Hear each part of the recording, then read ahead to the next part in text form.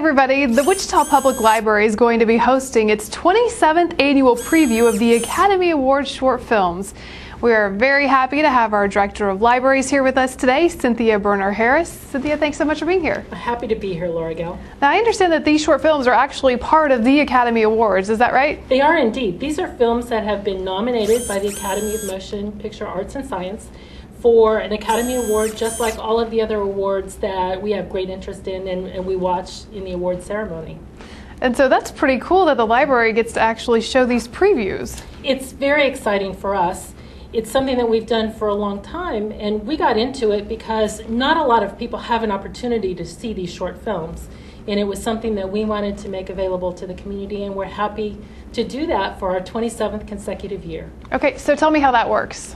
Well, the way it works is to be nominated for a short film, you have to produce a film that is 40 minutes or less, including all of the credits. It has to be shown in a theater where there are paid admissions, and then it becomes a candidate to be voted upon and nominated. There are 3 categories. There's a category for animation, one for documentaries, and one for live action films. So they're nominated just like all of the other feature films that we see, and then we go about the process of trying to make them available and showing them in a film screening. And we'll be doing that over the entire week before the Academy Award ceremony itself. Okay, and so what are the dates? The dates are February 16th through the 23rd. We open on Saturday the 16th with a day-long screening at the Warren Theater on West 21st Street. We'll conclude the series on Saturday, February 23rd, which is the day before the Academy Awards are presented. That screening will be at the Orpheum Theater. And in between, we'll have shorter components of the films in all of our library locations. But to see the entire set of all 3 categories, you need to do it on one of those Saturday shows. And is there any cost involved? Everything is free. Can't beat that. No, you can't. And tell me a little bit about the shorter versions that you guys show at the libraries. Well, we do different categories at times. So if you check our schedule, you can see that there are some sessions where we will do animation and live action. There'll be other ones that are specific for documentaries. And that has to do literally with just the times of the films. Since each film can be up to 40 minutes long and there are 5 nominees in each category, that can be about 6 hours of viewing, which is more time than we have in most of our branch locations. Mm-hmm. And where do people go to look at the program schedule? They can come to the city website, wichita.gov, click on library, or directly to the library website, wichita.lib.ks.us, or of course they could just call us in any of our library locations. Now, are these films suitable for kids? The thing about all of the Academy Award films, and particularly these shorts, is that they are not rated. So we encourage people to pay attention to the information about the films, because there are some things that may not be suitable for all audiences. But this year's group it's a very interesting set of films, and we think it's something that will really engage a lot of film lovers in our community. Tell me a little bit more about some of these films. Well, the shortest films are the animation films, and one of those films this year is actually only 2 minutes long. It's called Fresh Guacamole. There also is a Maggie Simpson short, so that's something that will be very popular with a lot of folks. Documentaries naturally tend to be more serious. One of the films this year it's a very touching documentary about a beauty salon in Long Island where they offer service for free to women who are undergoing chemotherapy. There also are films about immigrants, all kinds of things. So it's a wide scope of films, and if people check out our website, they can learn more about all of those. Do you have a favorite? Oh, I have lots of favorites. That's always the tough part of these programs, is that all of them in their own way are really outstanding films, and if they weren't, they wouldn't have been nominated for the awards. But one of the things that we have great fun with here in Wichita is encouraging people who come and view our films to vote for their favorites.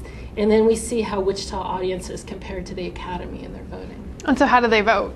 When they come to one of our film programs, at the end, we'll just give them a short evaluation form, and we'll ask them to vote on 2 of their favorites. We'll compile the votes, and we'll announce those after the Academy Awards are presented.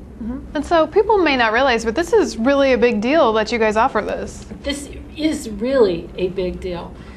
In the early years, we were the only place outside of Los Angeles or New York City where these films could be viewed, and definitely by just the general public and not people who were in the film industry.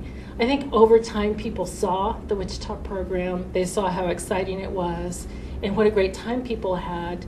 And now more than 300 theaters around the United States are also participating in similar programs, but ours was the first. Do you know any of the history of how we became the first? Yes, I do, as a matter of fact. One of our former librarians, Sandra Kuntz, was the head of our film center, and she came up with the idea. She made some connections in the academy, and in those early days, we would have to wait for a phone call to find out which films had been nominated.